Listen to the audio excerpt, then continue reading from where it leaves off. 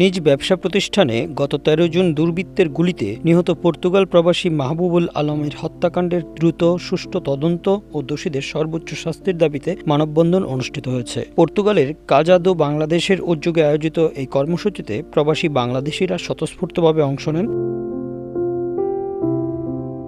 মঙ্গলবার স্থানীয় সময় বিকাল ৩:৩০টায় প্রবাসীদের একটি প্রতিনিধি দল পর্তুগালের স্বরাষ্ট্র মন্ত্রণালয়ে স্মারকলিপি প্রদান করে। এতে মাহবুবুল আলম হত্যার ন্যায় বিচার নিশ্চিত করা এবং প্রবাসী বাংলাদেশিদের নিরাপত্তা জোরদারের দাবি জানানো হয়। মানববন্ধনে অংশ নেন পর্তুগালের বিভিন্ন সামাজিক, রাজনৈতিক ও আঞ্চলিক সংগঠনের নেতৃবৃন্দ। দলমত নির্বিশেষে এই কর্মসূচিতে একাত্মতা প্রকাশ করেন সবাই। বক্তারা বলেন, এ হত্যাকাণ্ড যেন দ্রুত বিচার ও শাস্তির দৃষ্টান্ত স্থাপন করে, যাতে পর্তুগালে বসবাসরত অভিবাসীরা নিরাপদে বসবাস করতে পারেন।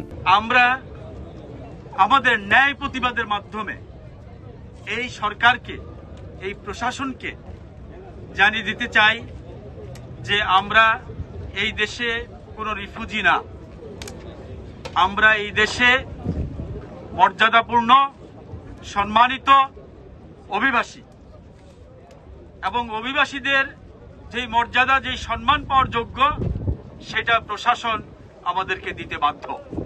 রোদ, ঝড়, বৃষ্টি উপেক্ষা করে সমগ্র পর্তুগালে বাংলাদেশিরা ব্যবসা বাণিজ্য করে আসছে।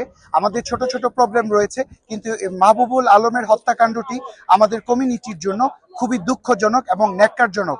আমরা চাই আমাদের কমিউনিটিতে যারা ব্যবসা বাণিজ্যের সাথে সংশ্লিষ্ট রয়েছে তারা যেন কেউ আর মাহবুবুল আলমের মতো হত্যার শিকার না হয়। আমরা নিরাপদে বসবাস করতে চাই। আমরা ব্যবসা প্রতিষ্ঠানগুলোতে আজকে আমরা অনিরাপদ অনুভব করছি। আমাদের এক ভাই মাহবুব আলম, উনি তার নিজ ব্যবসা প্রতিষ্ঠানে পরিবারের সামনে আততায়ীদের হাতে, সন্ত্রাসীদের হাতে খুন হয়েছেন।